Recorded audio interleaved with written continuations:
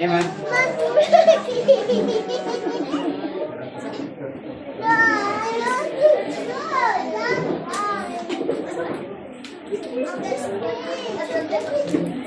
And actually, we're gonna go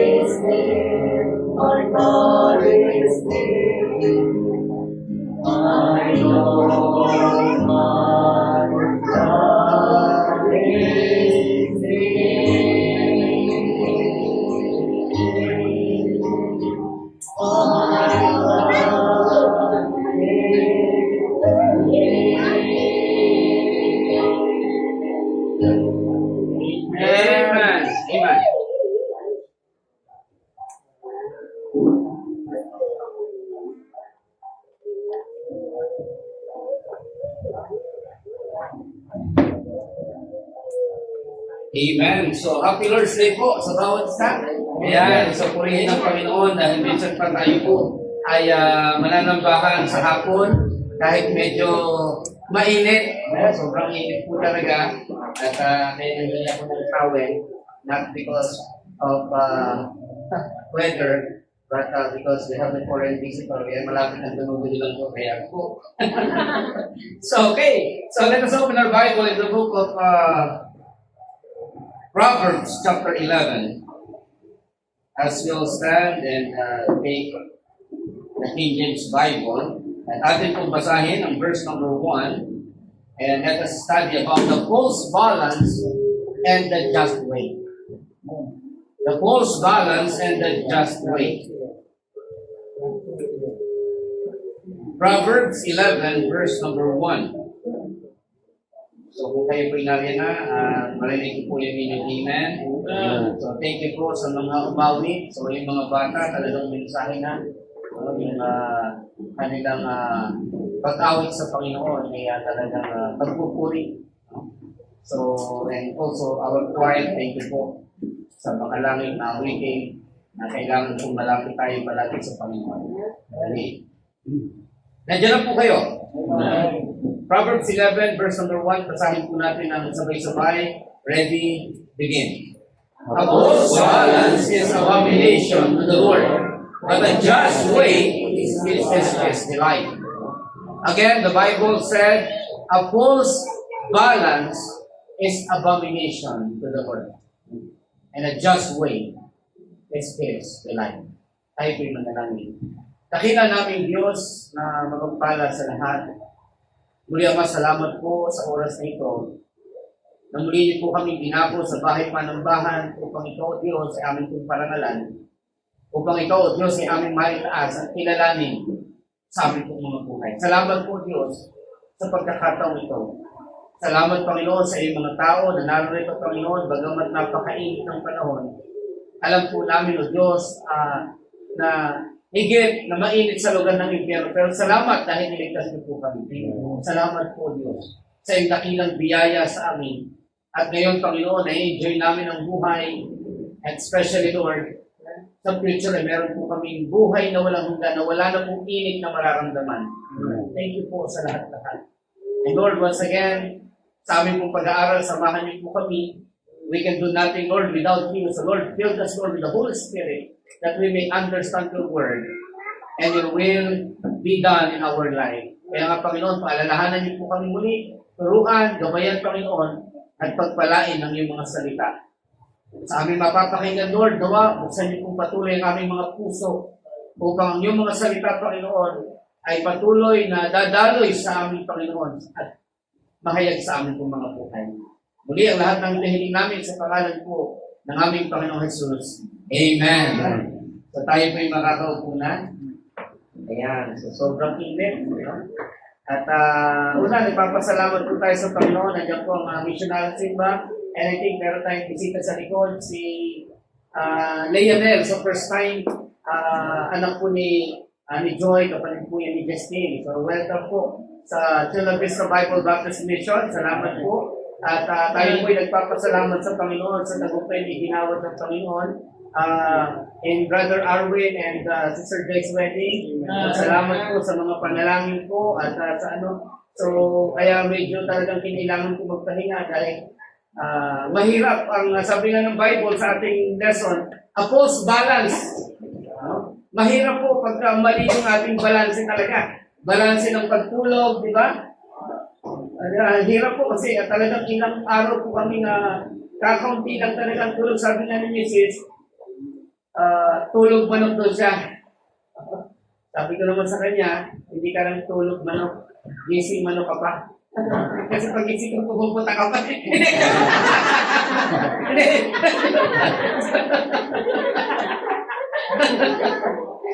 Ginigising ko lang kayo kasi ako inaantok din eh. So, okay, false balance. Ano nga ba yung false balance? Okay, sa Bible, there are two times mentioned here. Ang false balance ay 2 beses na po binanggit.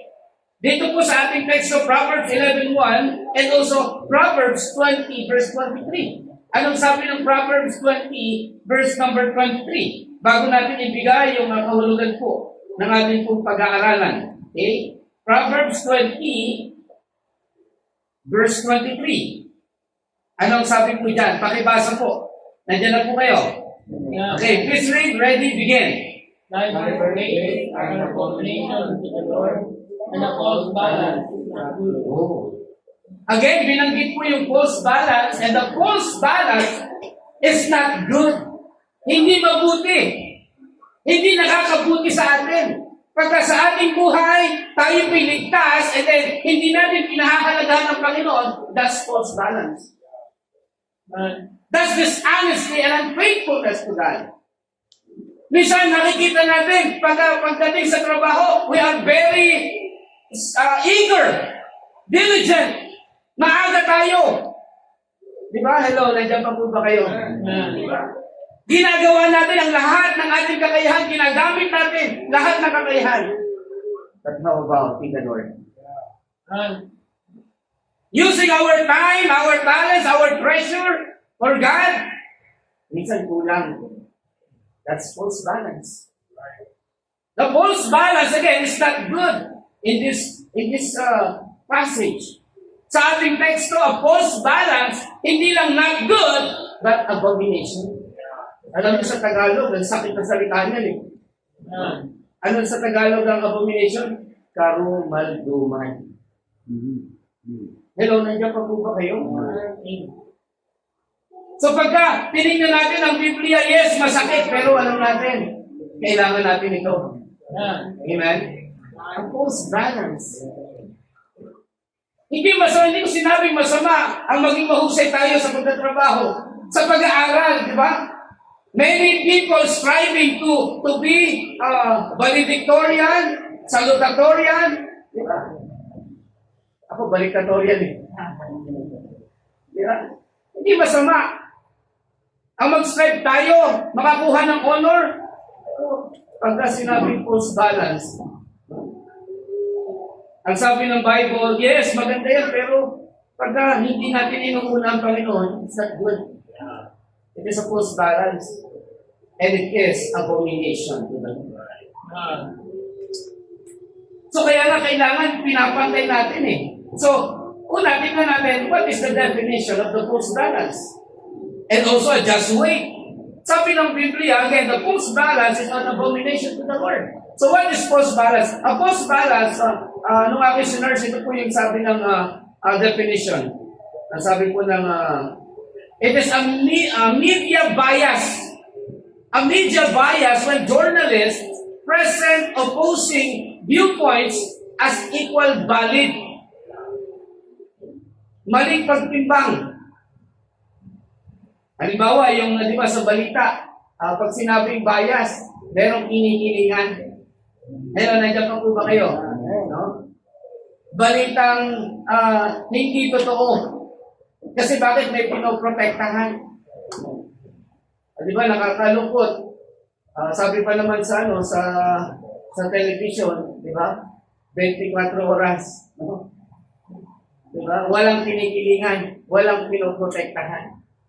But sometimes, because of many big people in the politics, di ba? Talagang hindi maiwasan, hindi pinoprotektahan po talaga nila. Hello, nandiyan pa po ba tayo? So that's bias. That is about false balance. And then a false balance also is a false equivalent that ignores reality. It ignores reality. Parang ganito. No? Sabi ng Bible, there's a way that seemeth right unto a man, but the end will offer the ways of death. You know? Merong mga akala ang tao, tama sa paningin ng tao. Pero ang dulo, kapahamakan at pagkawasan. Akala natin, okay lang, di ba? Ay, nagsimba naman ako eh. Nagsisimba naman ako. Di ba maraming tao? Akala nila, pagsisimba, makapagliligtas sa kanila. Di ba? Hindi po makapagliligtas ang pagsisimba. Ang maganda, mabuting gawa, hindi makapagliligtas. You cannot save by good works. The Bible speaks, the only one Savior is the Lord Jesus Christ. Amen. Hindi ka maliligtas sa iyong religion. Neither is there salvation in any other, for there is none other name under heaven given among men, whereby we must be saved. And that name is Jesus Christ. Amen. Ewan ko kayo kung nais mong maligtas, si Jesus ang kailangan mo. Kaya nga, the name Jesus means Savior.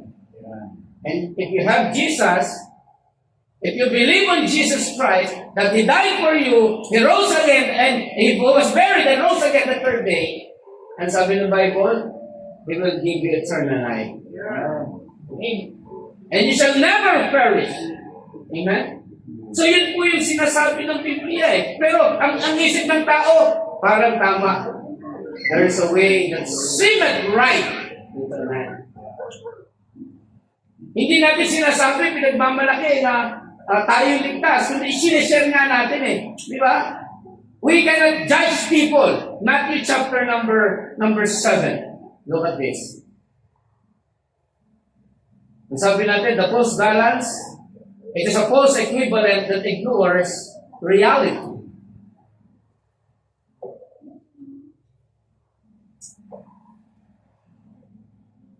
Matthew chapter number 7.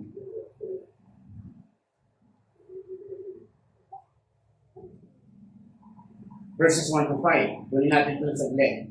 Sometimes we judge, and then our judgment always having a bias. Nandiyan pa po ba kayo? Verse number 1. Matthew chapter 7, verse number 1. Nandiyan po kayo? Judge not, N-E-P, not judge. For with what judgment you judge, you shall be judged. And with what measure you meet, it shall be measured to you again. So, pinag-aaralan po natin about just false balance and also a just weight. So, ito po ay ang false balance, again, it is also the use of all false weight and measure. Sukatan.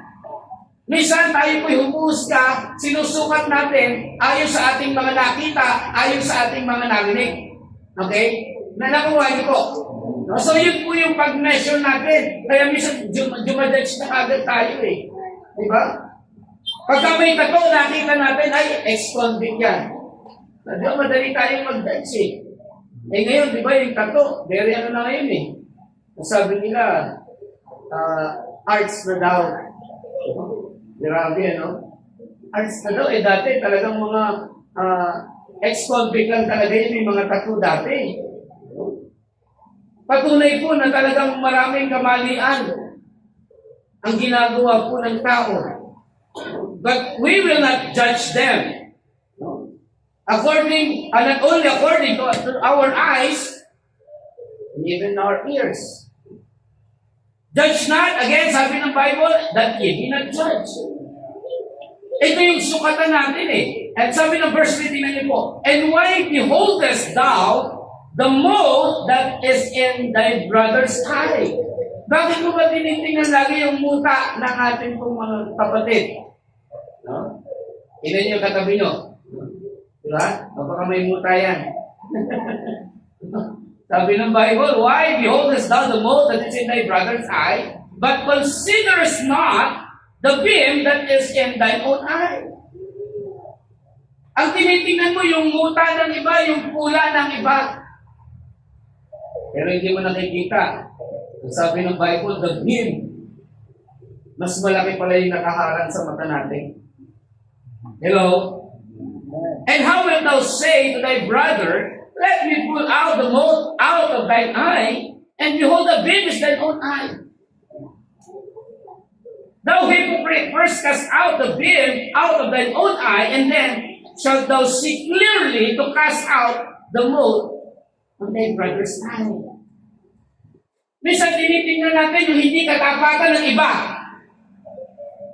The faithfulness of others. Nakakalimutan natin kung sino yung ating sarili kaya matapat nila. Hello? Ito ba? Gaano tayo katapat? Huwag natin tingnan yung ibang tao, huwag tingnan natin ngayon ang ating sarili. Sa harapan ng Panginoon, am I faithful to God? Hindi tayo para humusga sa kapatid o sa kahit sino man na nakagawa ng mali. Sabi nga ng Biblia, in Galatians chapter 6, verse number 1, ito yung bagay na sinasabi ng Panginoon, judge not. Huwag tayong humusga kasi bakit? Ano sabi ng Galatians 6:1? Diba? If a brother overtaken in a fault, ano sabi po? Him that is spiritual. Ano sabi doon? So, tingnan nyo kasi Galatians chapter number 6, verse number 1.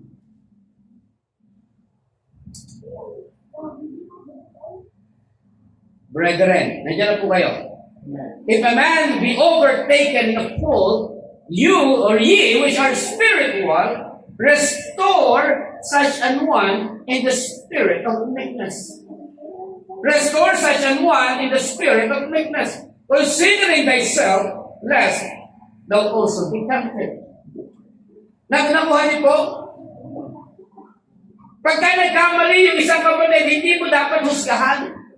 Hindi ko sinabing i-justify mo yung kamalian niya, hindi po. But sabi ng Bible, restore him. Let us restore everyone. Kasi ang lahat nagkakamali po.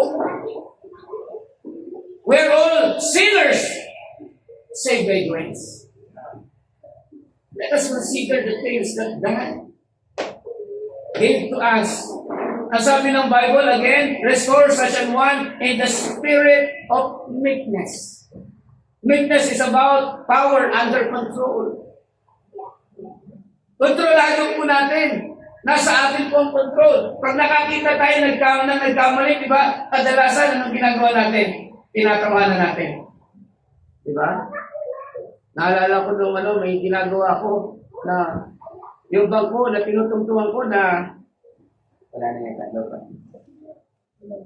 Yung bangko na tinutungtungan ko pambihira. Nasira.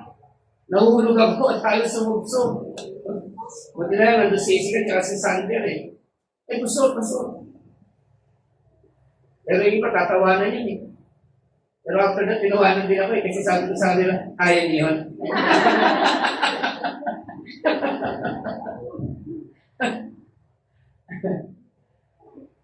Yung minsan pag kami nadulas, minsan natatawa agad tayo eh. Diba? Instead na tulungan.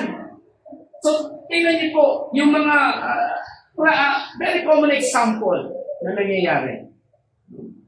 Kaya masabi ng Bible, a false balance is abomination to the Lord. Ang maling balanse ay parumal-dumal sa Panginoon. Pero ano sabi ng sumunod na phrase? Ano sabi ng Bible? But a just way is His delight. A just way is delight. Ang kaluguran ng Panginoon, pag sinabing delight, ito yung kaluguran ng Diyos. It is a good will. Pleasure to the Lord. At ang sabi ng Biblia, a just way is His delight. Nalulugod ang Panginoon pagka yung ating kung balance ay tama. Just wait, matuwid. Na pagsukat, matuwid na timbang. Eh, sino ba dito yung nadaya na sa mga timbangan? Di ba? Kung meron dyan timbangan, matimbang kayo. Minsan, di ba? Minsan dinadaya natin eh. Ako pag hindi na ako kailan Kasi nung nagtimbang ako, grabe eh. Dati 80, lang ako eh. 80 eh. Nung nagtimbang ako nung 87 eh. Ay sabi ko sa susunod, hindi na talaga ako matitimbang. Kasi every time na titimbang ko yung sarili ko, kahit mag-diet ako, hindi na. Ganun ko rin, mas tumataas pa eh. Kaya ginawa ko, nag-diet ako from 12 midnight to 6 a.m. Diet ko yan. Kaya sabi ng Bible, just way is His delight. Yung matuwid na pagsukat matuwid na timbangan, sabi ng Bible, doon nalulugod ang Diyos. Okay? That's the definition. The false balance, nakita natin, it is abomination. But the just way, again, sabi ng Biblia, it is what? It is the delight of God. So, pagka sinabing just weight, the definition of just weight, it is about fair measurement. A fair measurement. So, it is a biblical principle of using honest, accurate, and fair measurement. Yung accuracy, yung pagsukat natin. So, pag tinignan natin ang ating pong spirituality, makikita natin nasaan na nga ba tayo pagdating sa ating pong spiritualidad. Sinusukat, tinitimbang ng tama. Yung ating buhay, spiritual sa mundong ito, ano na ba yung ginagawa ko? Tingnan natin yung ginagawa natin routine araw-araw. How is our spirituality? The level of our spirituality. Kaya masabi ng Panginoon, pagka sinukat natin at nasa tamang timbang niyan, ano sabi ng Bible? Nalulugod po ang Diyos. God delighted in us. Amen? So kaya nga, hindi lamang natin titingnan the definition of these two, the false balance and also the just way, but also there is a difference between the two. Merong kakaibahan. It's either positive and negative. Pagka ikaw ay nandito sa false balance, you gave abomination to the Lord. And if you are here in the second place, ang sabi ng Bible, you are in a just way, ang sabi ng Bible, nilulugod mo ang Diyos. You are pleasing God. Amen? Nasaan kaya tayong lugar? Ngayon. Are you in a false balance? Or are we in the other side? Nasaan kaya tayo? Kaya nga sa pagdating po sa paghato, di ba, hindi pwedeng nakita lang natin o narinig lang natin. Di ba? Hinatulan lang natin. Maraming ganyan eh. Di ba? Uso pa naman ang marites ngayon. Di ba? Pagka sinabi ganito, no? na aano kagad tayo, ganun ba? Si ano, ganito? Ay, talagang ganyan yan eh. Minsan dinadagdagan pa eh. Di ba? Salamat na, medyo hindi na uso na yung marites eh. Napansin ba wala na sa mga ano, hindi na masyado. Nag-uso lang yan, yung pandemic, di ba? Yung mga marites na yan eh. Salamat eh, hindi na uso. Wala na sa mga eskinita. Padre, wala na. Sa may group chat na sila. Nasa group chat na sila nag-uusap. Hindi, ano? So there is a difference between false balance, dishonesty, and honesty. Unfaithfulness over faithfulness. Tingnan nyo, pagka sinabing false balance, lahat tayo nakakita na naman ng eroplano. Di ba? Isipin nyo, pagka yung eroplano ay wala yung kabilang pakpak. Sa tingin nyo, anong kalalabasan ng kanyang lipad? Ewan na nyo pa ba kayo? Isip pa ba kayo? Hindi ba? Wala na eh. Wala na yung kalahati pakpak. So, di ba? Naintindihan niya, di ba? Simple yung illustration. Now, when the airplane have no one way, only one they have, ano mangyari? Di ba? Yung lipad, baka bumagsak. Possible. A great possibility na talagang mag-crash yung aeroplano. Kasi bakit? Wala nang balanse. Okay? Di ba? Pagka nawala tayo ng balanse, kahit nga, di ba, tayo, tingnan niyo po yung mga stroke people. Di ba, mabigat na yung kanilang kalahating katawan, no? Yung mga paralyzed, di ba, yung mga paralytic, kalahating katawan, mabigat na. So, anong nangyayari sa lakad nila? Di ba? Naalala ko tuloy yung tita ni Rose, saka yung kanyang kapatid, nag-uusap kahapon. Sabi ko, nakakaintindihan pa kayo? Kasi parehas naman sila na stroke. No? Kasi yung isa, mahina ang pandinig. Yung isa naman, bulol. Isang bulol at saka isang dinig. Nag-usap. Eh sabi ko, nakakaintindihan pa kayo. Mahirap magkaintindihan kasi bakit? Pares may diferensya eh. So pares tagilid ang lakad. Kaya nga sa atin mga kapatid, pagka tayo po ay may false balance, alam niyo mga kapatid, delikado po yan. Pwede tayo mapahama. Katulad ng aeroplano, naiisa lang ang pakpak. When the airplane have one wing, so it cannot fly. It is very dangerous. That's false balance. Sa ating spirituality, pagka binalansin natin, tinignan natin sa salita ng Panginoon. Yung ating trabaho at yung ating paglilingkod sa Panginoon, ano ang mas matimbang sa atin? Ano, nakuha niyo po yung message, di ba? Ano ang mas matimbang sa atin? Sa ating mga ginagawa, sa ating oras, we have 24 hours a day. Sa isang taon, meron tayong ilan? 365 days. Ilang Sunday, meron 52 Sundays a week. Or a year. 52 Sundays. Pero gaano natin tinitimbang? Ano mga bagay-bagay? Sabi ko, hindi tayo para magtinginan sa isa't isa.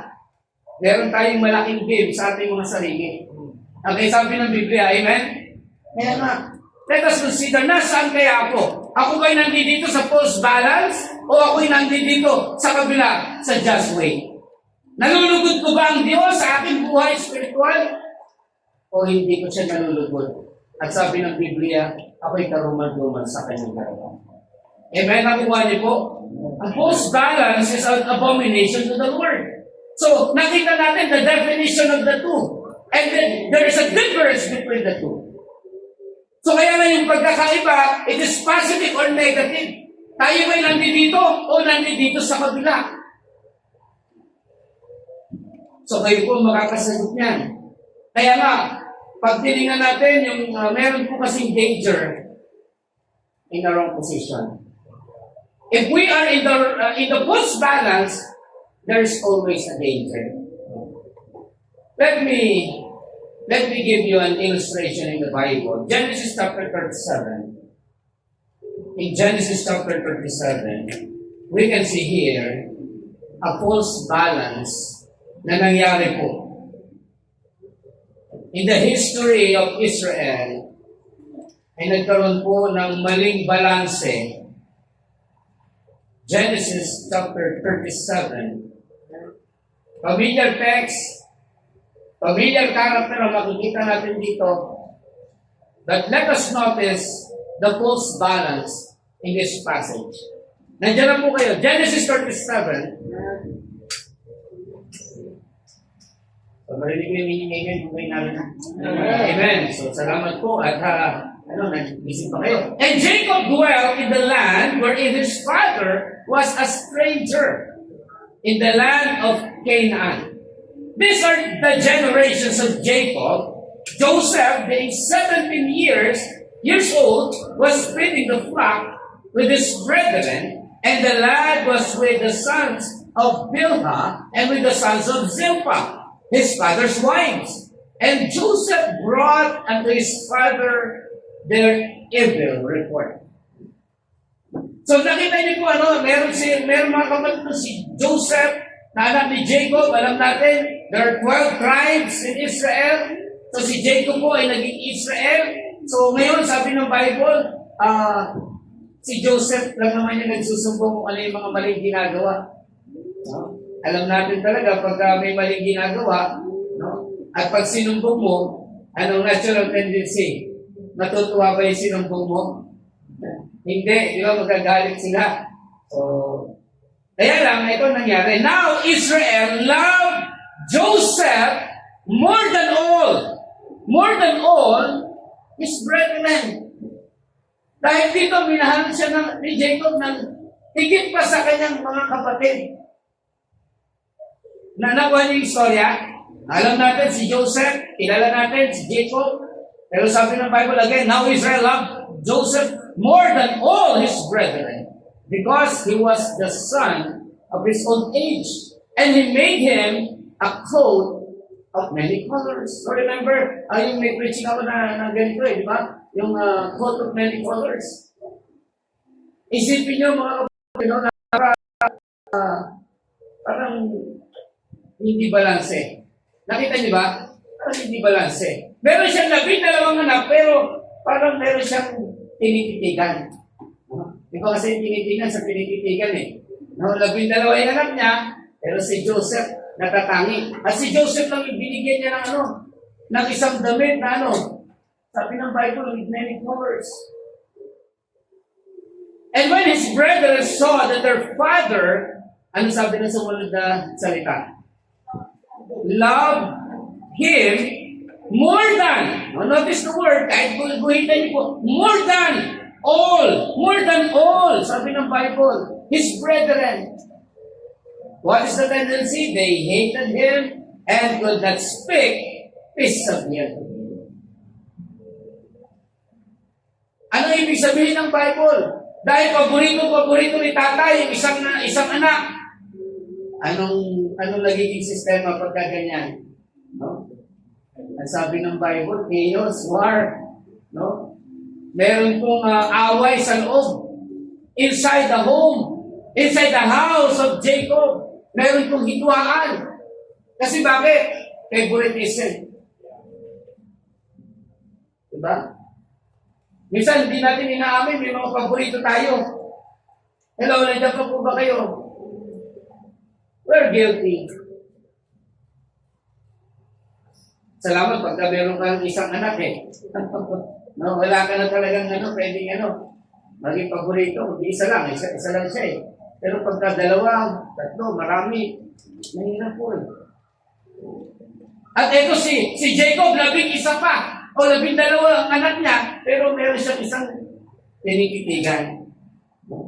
And yet, sabi ng Bible, they hated him and could not speak peaceably unto him. And Joseph dreamed a dream, and he told it his brethren, and they hated him yet the more. Lalo patuloy na nung nanaginip pa si Joseph. So, anong ibig sabihin ng storya? This is a classic example of a false balance. Maling balanse. Sabi ko nga, pagka po tayo po ay may favoritism, alam niyo ang ginagawa natin, mga magulang, naglalagay tayo ng target. Alam niyo yung target? Di ba?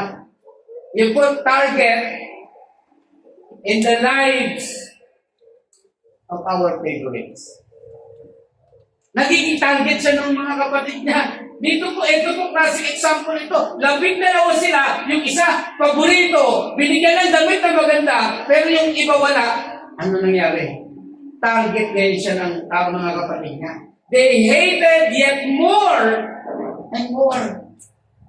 Kaya kahit anong sabihin niya, wala na. At meron ba kayong naranasan ganyan, kilalang ganyan, nabalitaan ganyan, di ba? Mabuti naman yung ginagawa ng tao, pero masama sa kanila kasi bakit? Wala na hatred na eh. May hatred na sa puso. They hated them more and more. Sabi ng Biblia. Kaya ano masasabi natin? Sabi ng Biblia, sabi ng Panginoon, a false balance is an abomination to the Lord.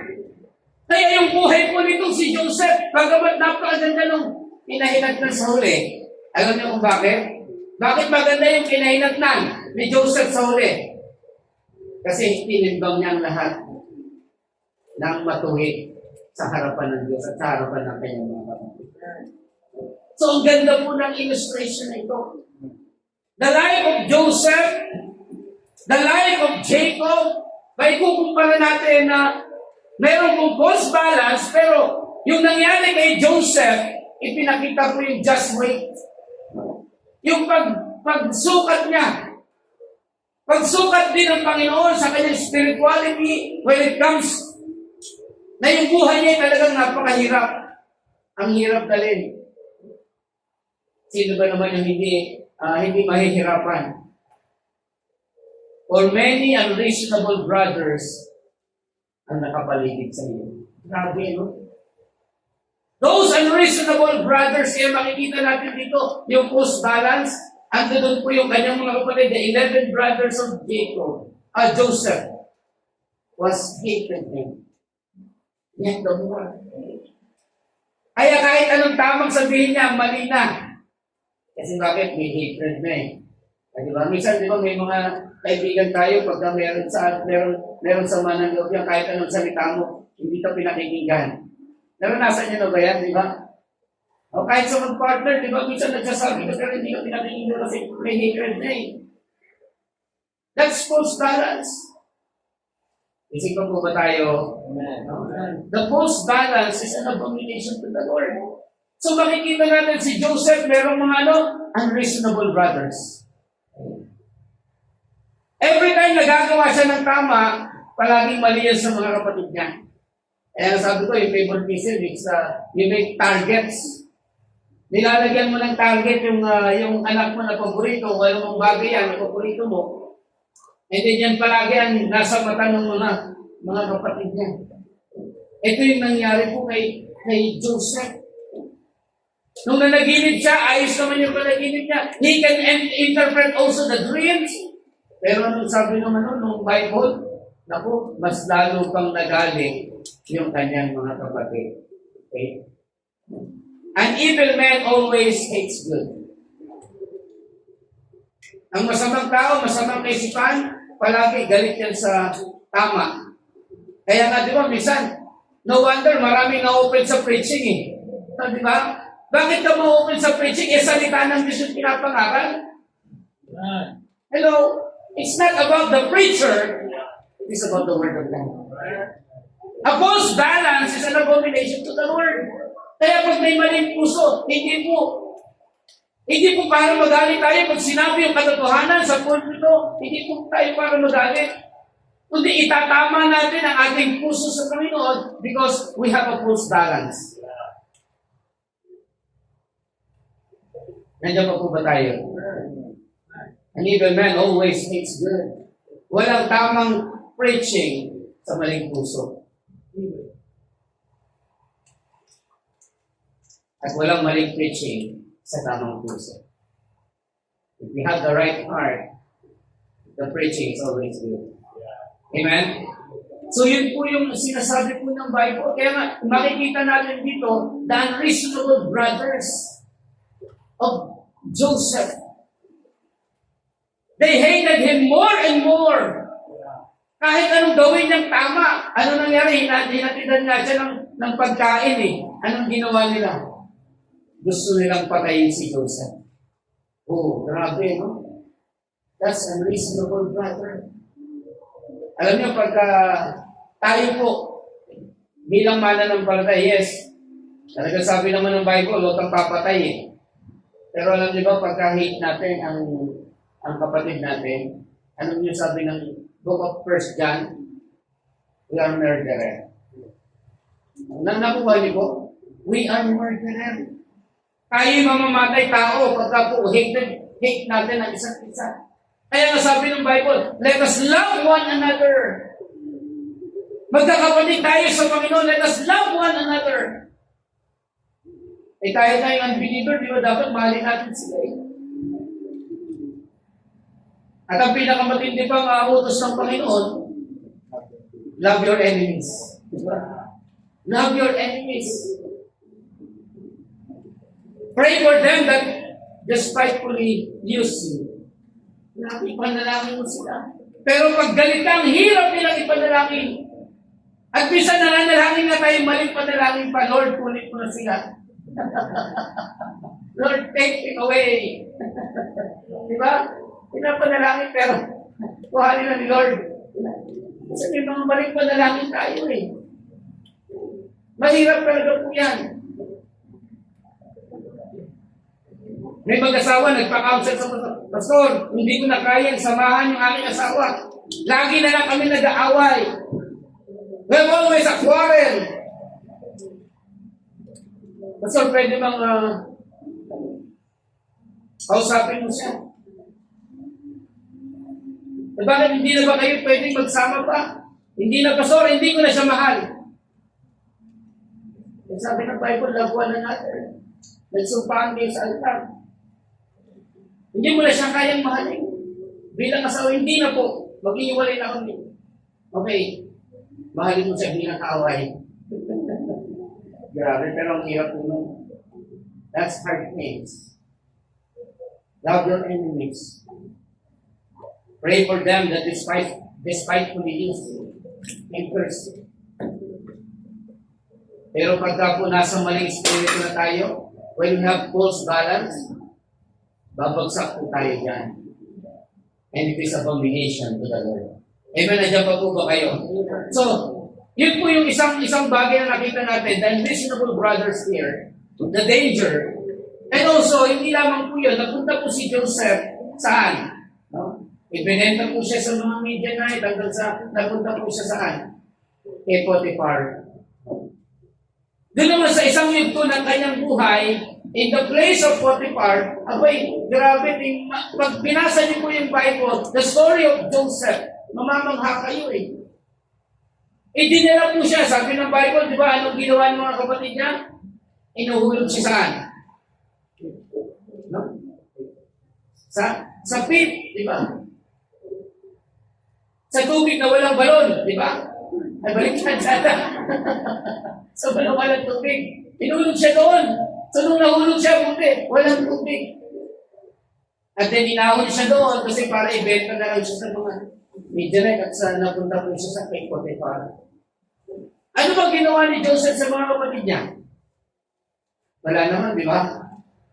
Pero dito naman sa kay Potiphar, anong ginawa niya? Nagpakasipag siya. Hello, di ba? Makikita niyo po yung kanyang just way. Ang sipag-sipag niya hanggang sa nagustuhan siya ni Mr. Potiphar at ginawa po siya ano. Di ba? Ginawa siya ng favor. No? He is the second to the master. Lahat akin yan, maliban na sa asawa ni Potiphar, siyempre. At ano nangyari? Dahil nasa sipag ni Joseph, tama yung kanyang ginagawa na nagustuhan siya ni Mrs. Potiphar. Ano sabi ng Bible? Pinukso siya. Araw at gabi, araw-araw. At yung pagpanunokso sa kanya mga kapatid, ano? Masasabi natin sukatan ng Panginoon. Panis spirituality. On his just way. No? A false balance is an abomination to the Lord, but a just way is His delight.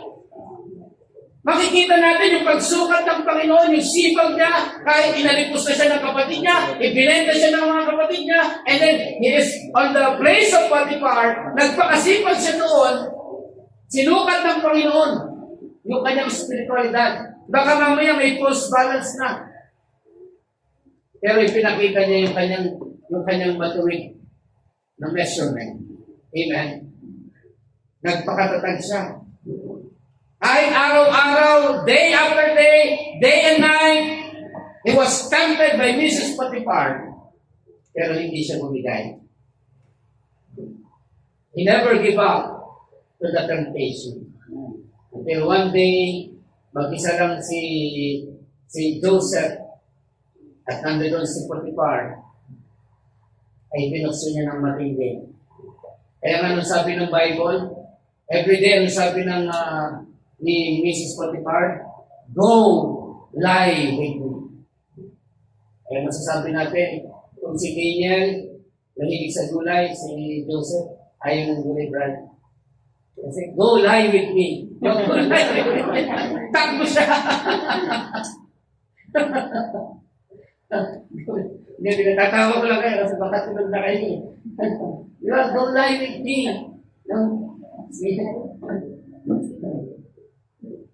Makikita natin dito mga kapatid sa Bible, even tama yung ginagawa natin, minsan may dumadating na negative thoughts, temptations, problems, trials, pero ito yung sukatan ng Panginoon. Nasaan tayo? Where we are now in our spirituality. Are we in the false balance? That is abomination? Or are we here in this place with the just way? And God is delightful. Amen na po ba niyo po? So makikita natin doon yung unjustness at ito pa yung matindi. Tumakas na siya sa ginawa ng asawa ni Potiphar. Aba, pambihira, nagdrama pa yung asawa.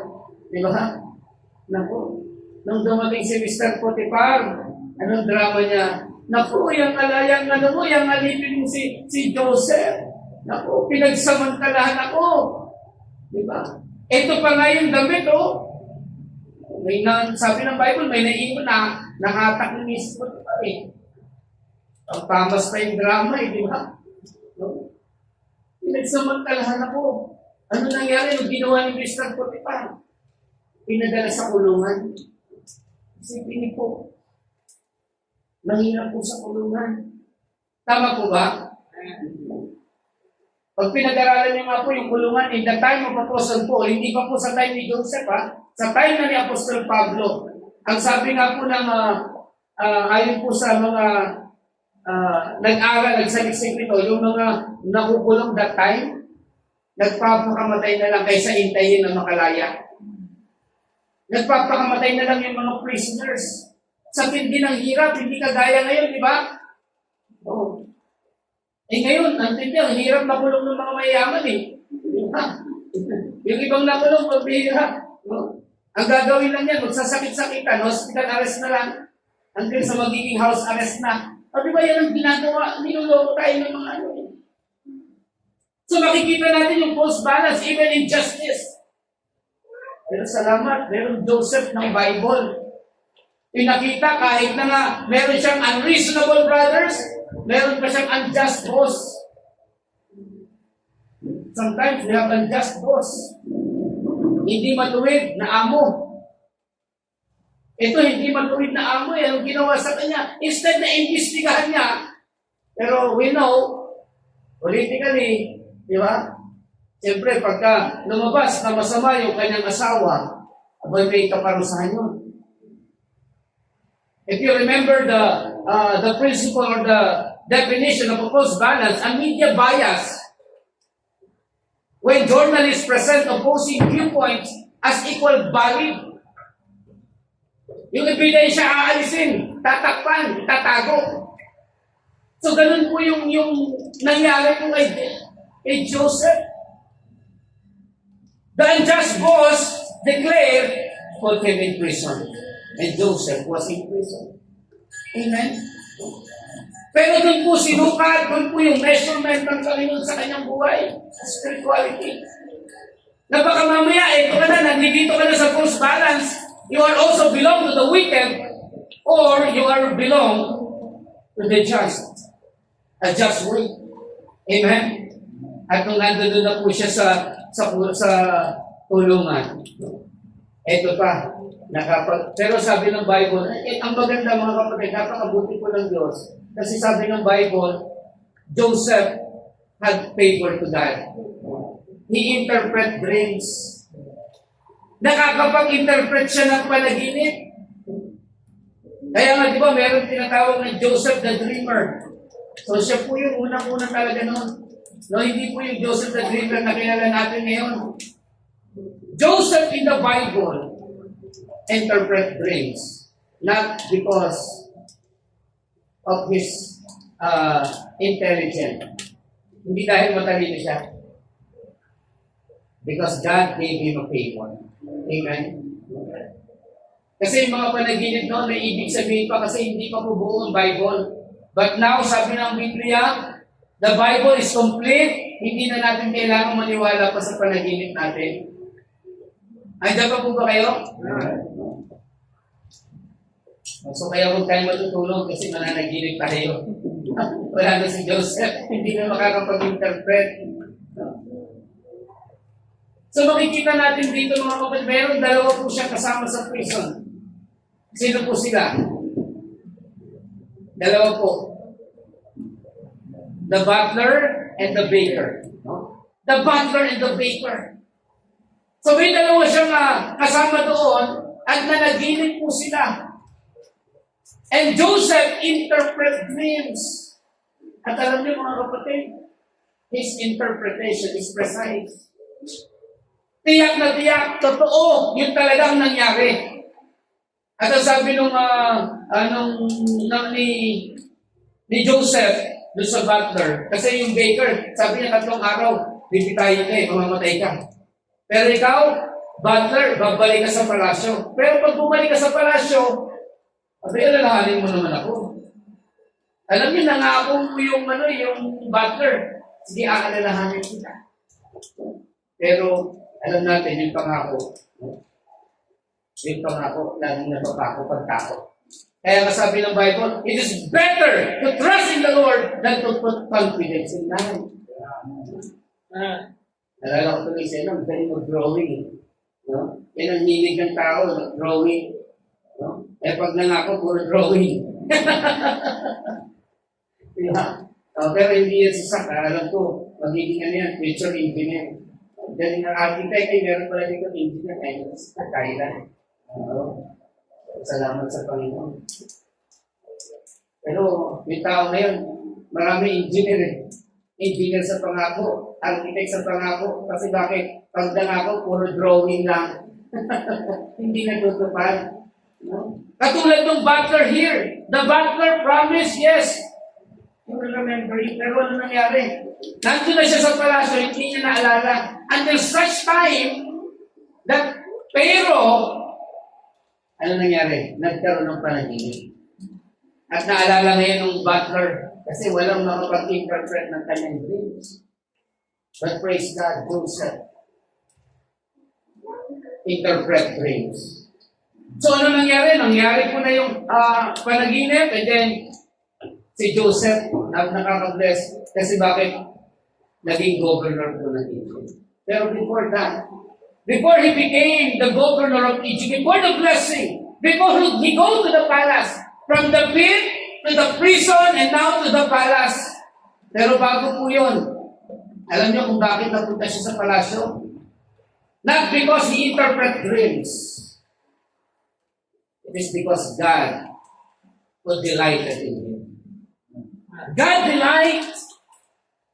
Bakit? Merong just way. Andito siya sa kabila. He is on the just way. He is not on the false balance. Now, nakukuha niyo po, he is not dishonest. Nanatili po yung katapatan niya sa Panginoon, his faithfulness, his honesty to the Lord. And he became the governor of Egypt. Amen? Kaya nga, pagka nalulod sa atin ng Panginoon, pinitiyak ko sa inyo, pagpapalain tayo ng Diyos. Amen? I-bless tayo ng Panginoon. Huwag natin hayaan na dito tayo sa kabila. Let us go to the other side. In the just way that God is always delighted. Tingnan niyo po, kahit na po nandun po yung unreasonable brothers na na-experience yung kalupitan. In the unjust boss, naranasan niya yung hindi patas na timbangan ng katarungan. At meron pang isa na nangako.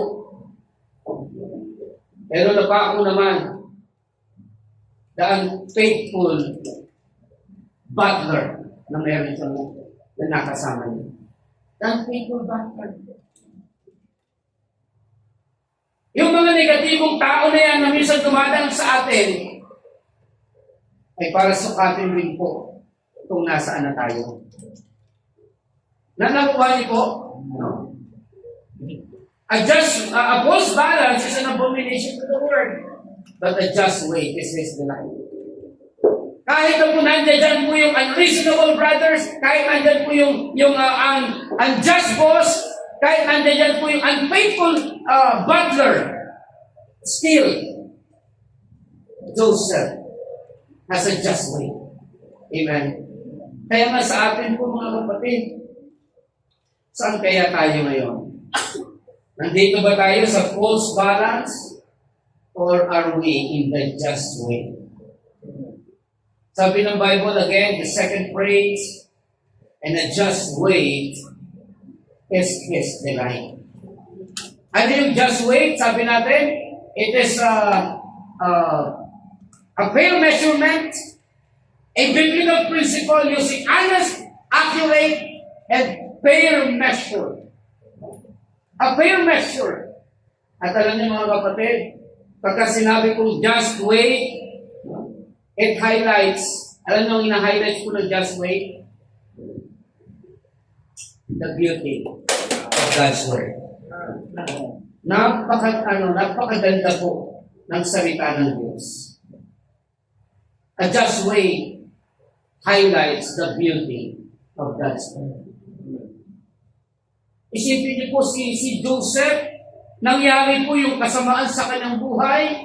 Wala naman siyang ginagawa na mali. Sumusunod lang siya sa kanyang tatay, maghatid ng pagkain sa kanyang mga kapatid. Masama ba yung kanyang ginawa? Hindi po.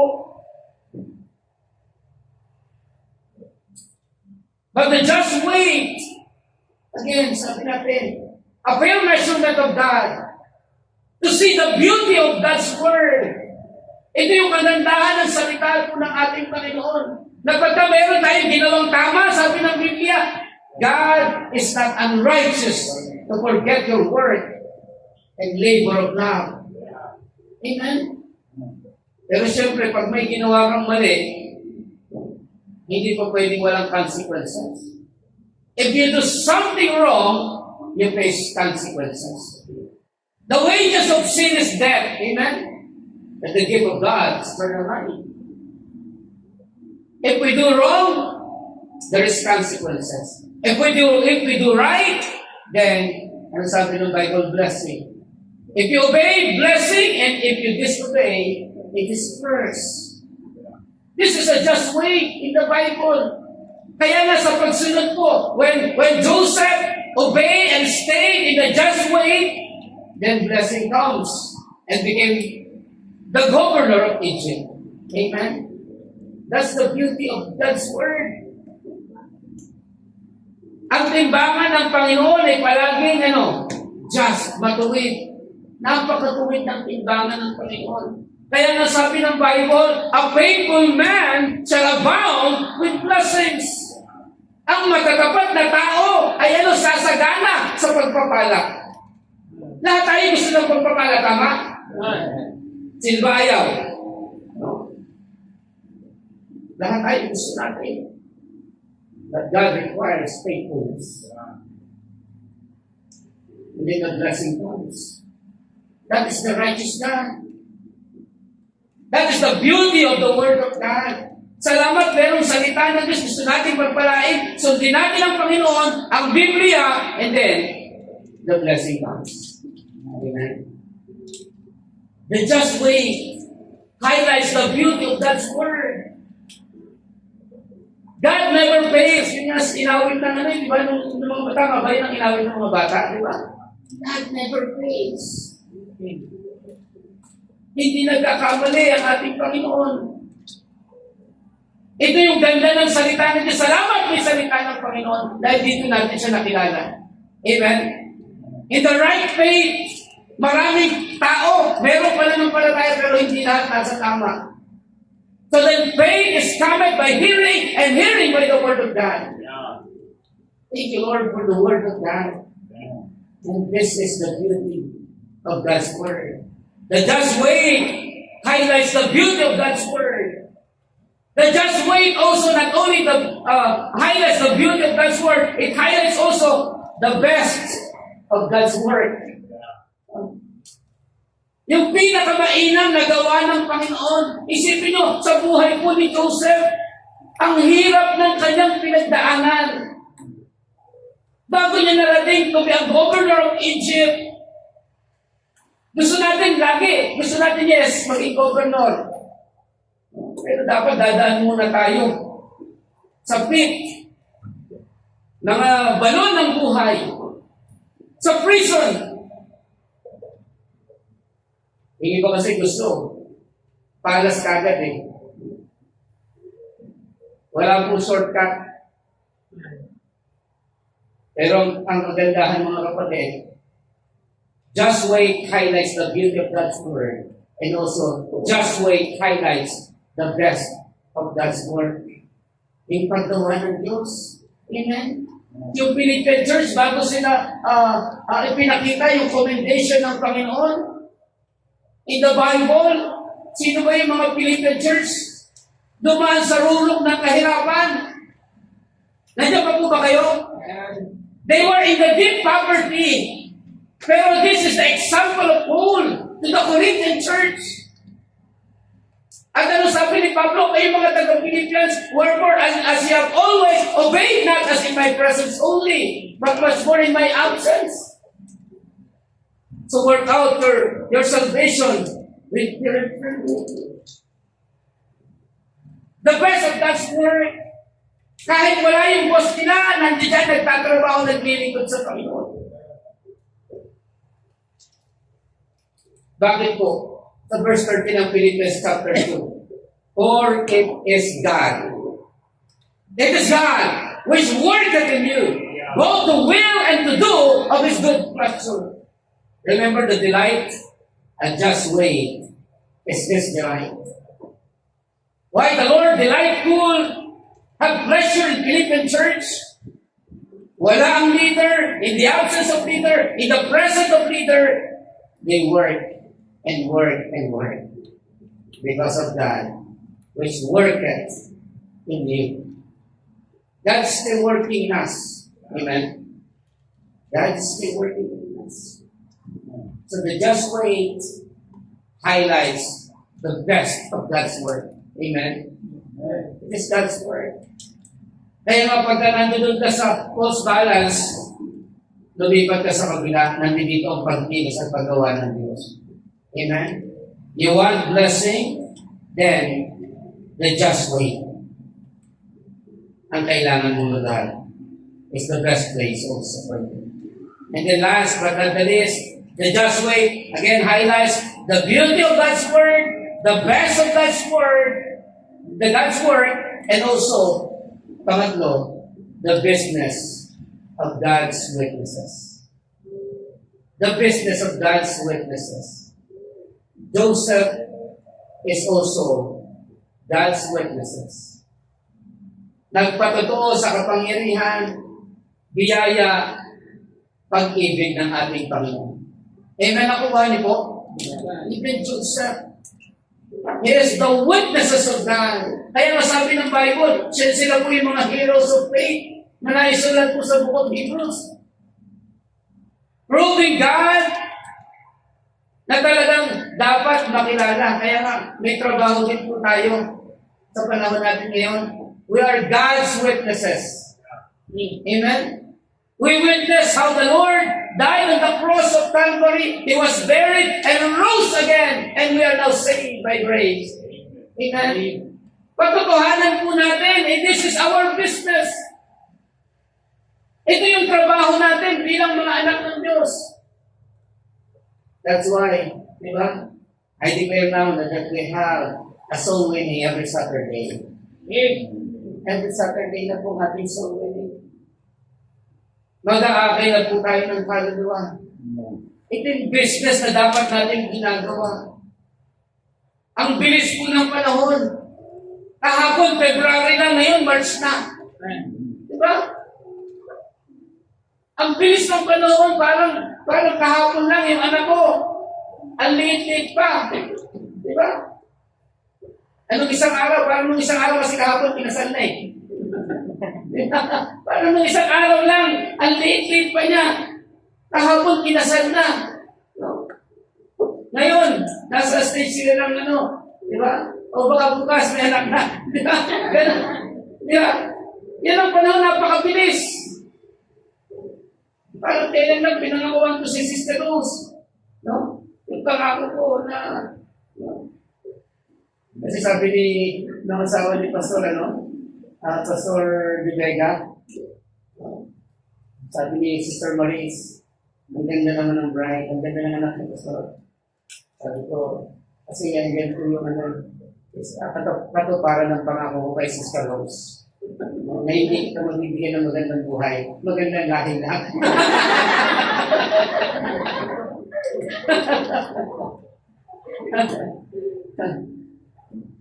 It's such a great blessing, Sabi ko nga sa Panginoon, ang prayer ko nga lang, simple wedding lang eh. It's a simple wedding. Kasi we are simple people, wala naman kaming pera, pero meron kaming Diyos. Pero God has blessed us. Nakaka-bless ko ang kapangyarihan ng Diyos. Bagamat ang daming problema, di ba? Friday, pambira. Struggle ni sa akin, naiwan na lang niya sa pumina. has always been good. Napakabuti po ng Diyos. And thank you for all the prayers and for all the people na ginamit po ng Panginoon. To God be all the glory. Napakabuti ng Diyos talaga. And I'm praying na hindi lang po yung ceremony. Hindi lang po yung ceremony ang maging matagumpay, kundi yung marriage line. Kasi yung ceremony, single event, kahapon, tapos na yun, di ba? Tapos na. Pero the beginning is now, yung kanilang bagong kabanata ng buhay. Sabi nga, prayer ko, that I have a godly home in this generation. Ilan na lang, kasi endangered na po ang mga godly home. Pilit na sinisira po ng kaaway ang mga godly home. So kaya nga, ang kailangan po is to do our business today. The business of God's witnesses. To share the gospel sa mga tao upang ang tao ay makaranas ng kaligtasan. Amen. Nandiyan pa po ba kayo? What is your business today? Ano ba ang business mo ngayon? Ano ba yung ginagawa? Ano ba yung trabaho mo ngayon? Magandang magpagal tayo para yumaman. Hindi ko sinabing masama yan. But again, the Bible speaks a false balance is abomination to the Lord. Kung ang gusto mong pagyaman ay lalayo ka sa Diyos, it is a false balance. Kung may gagawin ka, gusto mong pagpawalay ka, pero malayo sa Diyos, it is a false balance. Pero unahin mo, just wait. Maghintay ka, kasi wait. Ay, hindi. Wait. Magkatulog pala. Just wait. No? Ibig sabihin, maghintay ka. Hindi. Just wait. Nilugod mo ang Panginoon, then the blessing will come. Amen. Kasunod yung pagpapala. Okay? Nasaan lugar tayo ngayon bilang anak ng Diyos? Joseph, ang tagal ng panahon, 13 years, bago siya dumaan na maging governor ng Egypt. 13 years suffering. 13 years nasa kahirapan ng sitwasyon. Maybe now, gusto natin pagpapala. Yes, mararanasan natin. Pero yung nararanasan natin negative, it is about the measurement of God. Where we are now. Are we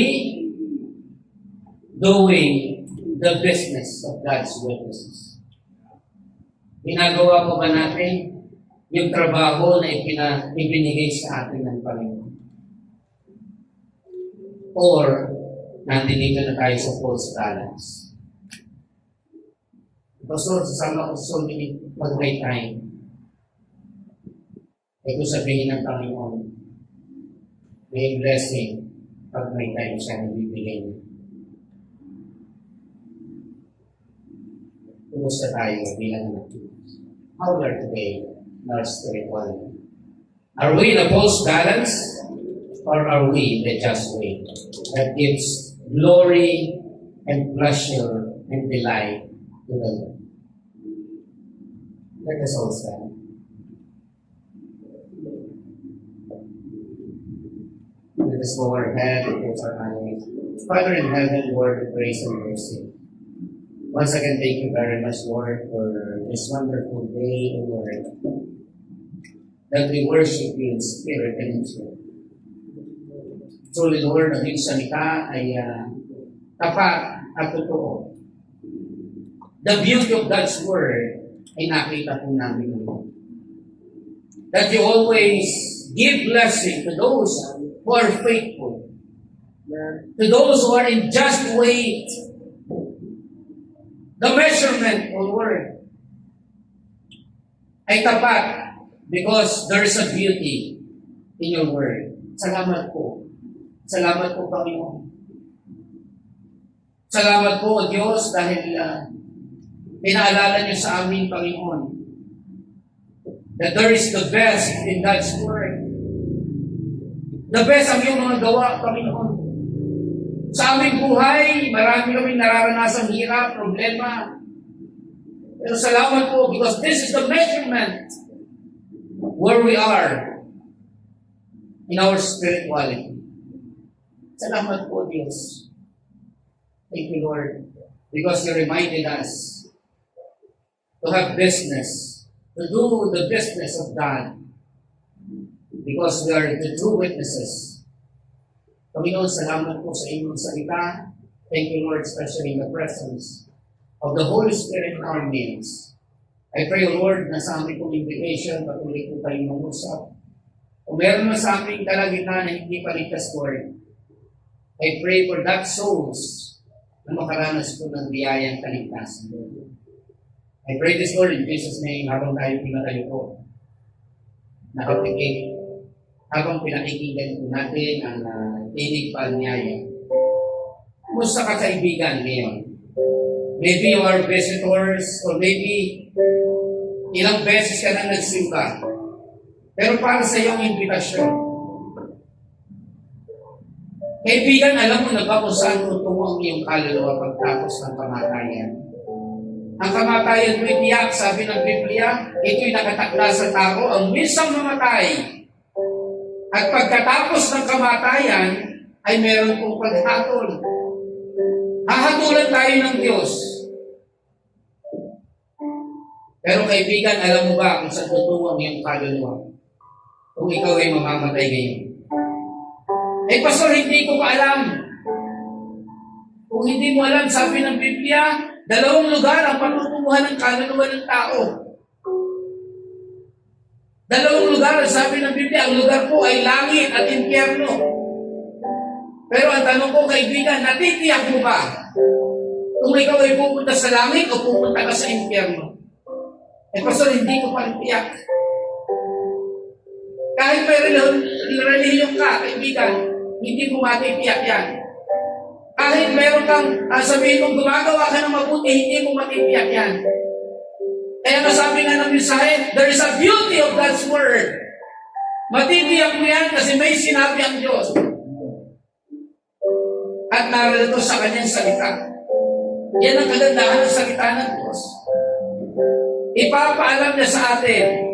Una, sabi ng Biblia, tayo ay makasalanan. Hindi akong nagsabi. Dahil wala akong karapatang umatos sa inyo. Sabi ng Biblia, tayo ay makasalanan. At dahil sa kasalanan, for the wages of sin is death. Papupunta tayo sa impyerno. For all of sin and come short of the glory of God. Hindi tayo makakarating sa langit dahil sa kasalanan. That's why the Bible said, there is a great Savior who wants to save you. Merong dakilang tagapagligtas. Ang gusto niya, maligtas ka. Bakit ka dapat maligtas? Ikaw ay pupunta sa lugar ng impyerno. Tayo ay makasalanan lahat. Lahat tayo patungo sa lugar ng impyerno. Kaya nga, again, may tinatawag na tagapagligtas sa Biblia. And the only name is Jesus. Jesus loves you. Mahal ka ng Panginoon, kaya ka narito. It is not an accident that you are here today. You hear this message because Jesus loves you. For God so loved the world that He gave His only begotten Son, that whosoever believeth in Him should not perish. You should not perish in hell. You believe Jesus Christ because He is the Savior that have everlasting life. Hangad ng Diyos ang kaligtasan mo, kaibigan. And the only way to be saved is to believe the Lord Jesus Christ. Believe the gospel. He died for you. The penalty of sin is death. But He takes the penalty to cleanse us our sins.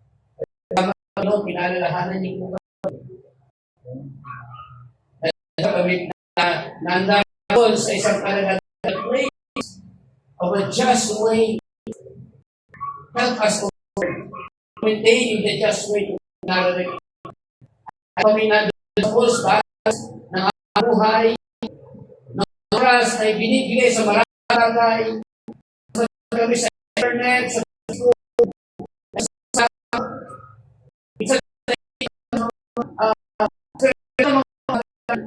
salamat po. Thank you, Lord. And Lord,